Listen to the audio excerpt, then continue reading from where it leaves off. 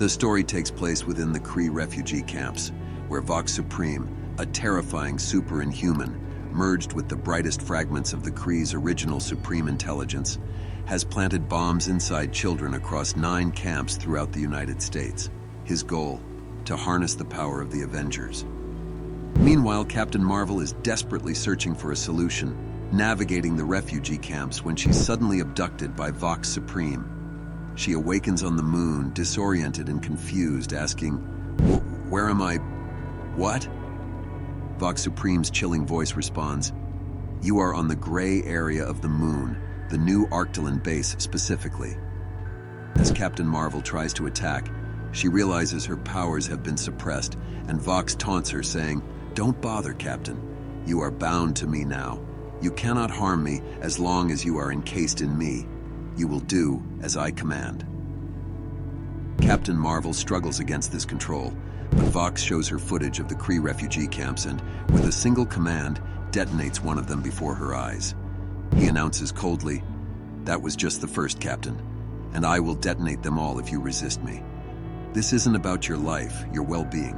I've been watching you, and it's painfully obvious that you can only be controlled through the lives of these pathetic innocents. So be it."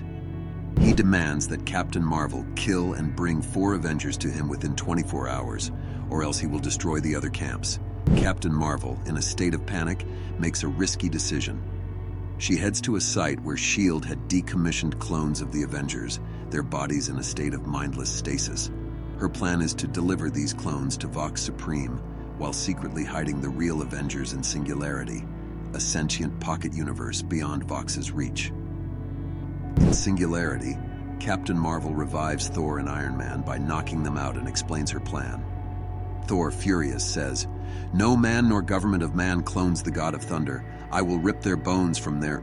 But Captain Marvel interrupts by showing them the clones. Tony Stark, always the realist, reacts with concern, "Carol, this is a terrible plan." She responds, "It's the best I could do on the fly, Tony." Despite their protests, Captain Marvel refuses to let the real Avengers fight Vox Supreme, knowing the stakes are too high. Vox has bombs that could obliterate millions of innocent lives. Tony finally realizes that Vox Supreme is somehow controlling Captain Marvel's suit, using electrical signals and possibly seeing through sound. He proposes a way to potentially get her out of the suit, but Captain Marvel insists that time is running out. "I've been here way too long already. If Vox Supreme's suspicions weren't raised before, they will be now." Captain Marvel heads back to Vox Supreme's lair on the moon, where she delivers the clone of Tony Stark. Vox Supreme expresses impatience, reminding her that she has only 12 hours to deliver 4 more Avengers, to which Captain Marvel murmurs, "I can do it." Returning to Earth, she tracks down Black Panther in Palo Alto and confronts She-Hulk. Unaware of Captain Marvel's identity, She-Hulk breaks Captain Marvel's mask and exclaims, "Show Hulk, tiny stupid face." Upon recognizing Carol's face, She-Hulk is momentarily concerned, but Captain Marvel seizes the opportunity, knocking her down with full force.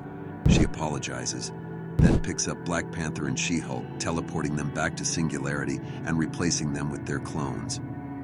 On her way back, Captain Marvel collects pieces of Iron Man's armor, left scattered in space after she had previously abducted him. When she arrives in Singularity, Tony, relieved to see her, says, "Thank God. You have no idea how frustrating it is to be trapped in here, Carol." She hands him the armor pieces and asks if he can create something useful from them. While Tony works, Captain Marvel reveals her suspicions, saying, "I suspect Vox Supreme's bombs are inside the Kree refugees." Tony's eyes widen as he realizes the explosion in the camp in New York. Captain Marvel confirms, "Exactly. And I saw 9 monitors in his lab, and there are 9 Kree refugee camps in cities spread out across the US. Tony begins brainstorming, and Captain Marvel prepares to leave, saying, "Wish me luck." Captain Marvel, after having secured the cloned bodies of She-Hulk and Black Panther, arrives once more at the moon. She hands over both clones to Vox Supreme, saying, "2 more Avengers for you, Vox Supreme." Her mission far from over, Captain Marvel returns to Earth for the final two Avengers. The first is none other than Captain America. As she approaches him, he speaks up, noticing the toll her journey has taken. "I thought I might be next. You've taken out Thor, Tony, T'Challa and Jen in the last 24 hours. What's going on, Carol?" Her heart heavy, Captain Marvel responds with a sorrowful expression. "I can't tell you, Steve. I'm sorry." Captain America, his face filled with concern and disbelief, asks again, "But it's you! It's really you!" Captain Marvel nods sadly. "It is." He pauses, his mind racing with the unspoken truth, and then he asks, "Is there no other way to do this?" Captain Marvel looks away for a moment before replying, "If there is, I haven't found it." After a long silence, Captain America closes his eyes, a resigned look crossing his face. "All right then."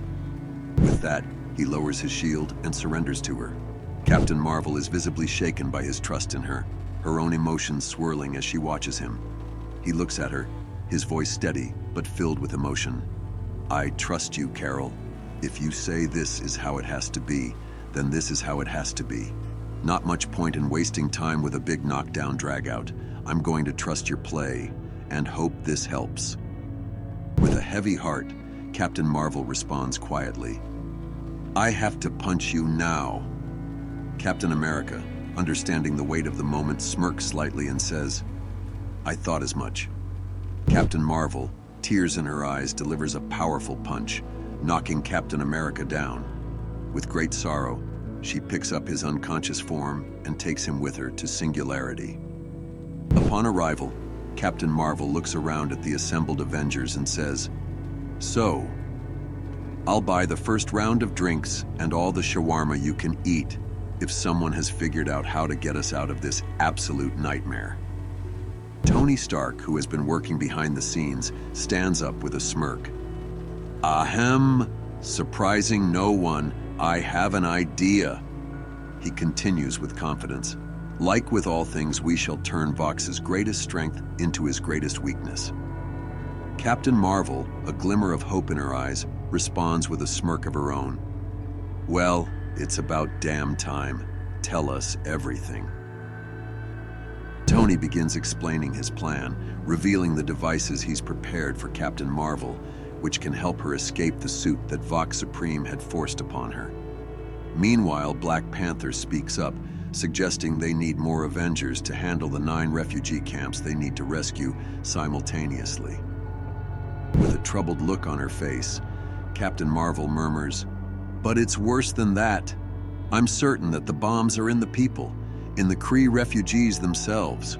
Black Panther proposes that they bring the victims to Singularity, where Vox Supreme's power cannot reach them as easily. Captain Marvel nods and advises Tony to take care of the bombs. He agrees without hesitation. Tony then distributes devices to Thor, Black Panther, Captain America, and the other Avengers, adding, "No kidding. Pretty basic stuff here, kids. Follow the shiny blinking light to the explosive Kree.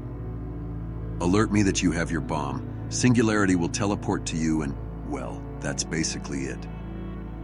Before they set off on their final mission, Captain America approaches Captain Marvel and with a determined look says, "And the rest will be up to you, Carol. You have to keep him busy. If he realizes what we're doing and detonates before we can find these bombs, none of this is going to matter." With that, Captain America places his shield in her hands. "I think you're going to need this more than I will." Captain Marvel, overwhelmed with gratitude and sadness, softly exclaims, "Thank you."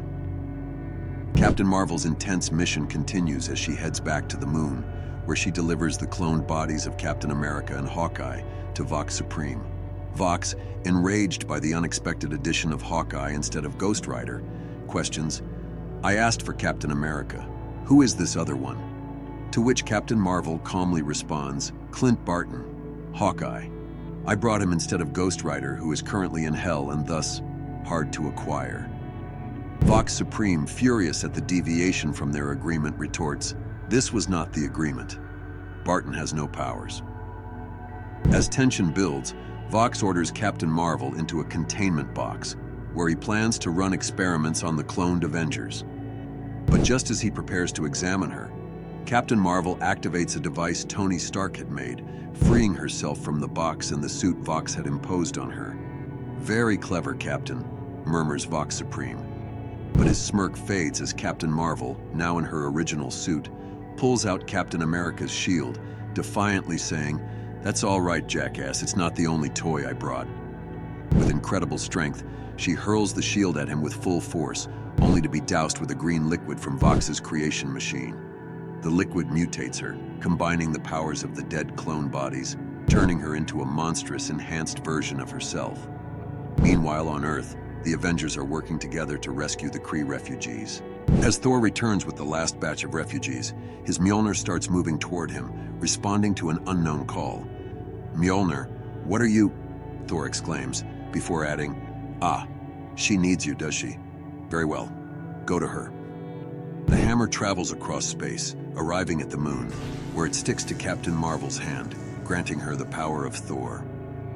Vox Supreme watches in stunned disbelief as Captain Marvel, now enhanced with the strength of Mjolnir, uses both Thor's hammer and Captain America's shield to land a crushing blow.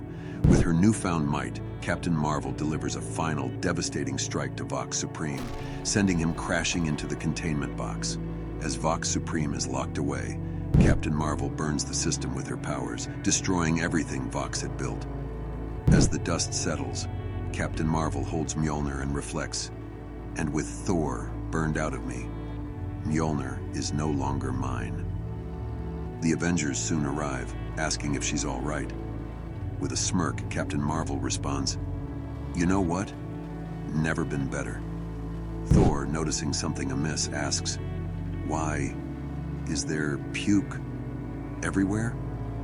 Captain Marvel, with a hint of humor, replies, "It's a long, gross story. But nobody else died and we got the bad guy, so a win all around." Thor, still baffled, shouts, "Carol, there is puke on Mjolnir." Captain Marvel, adjusting her hair, sheepishly says, "I'm sorry." With the battle over, Captain Marvel prepares to leave. "So I'm going to drop him at the raft for now. And on our way out, I'm blowing this whole place, including our clones, sky high. Any objections?" The Avengers agree, and as they prepare to leave, Captain America places a hand on her shoulder as she adds, "Thank you for your help, all of you. I couldn't have done it without you, and I suspect I'll be apologizing forever." Captain America, in normal tone, responds, "Carol, you did what you did to save people. You were in a tough situation. You did your best. It's all any of us could hope for." As the Avengers leave the site, Tony Stark quips, "Speak for yourself, Steve. You've got an intact trachea and didn't have to be in your bathrobe the whole time."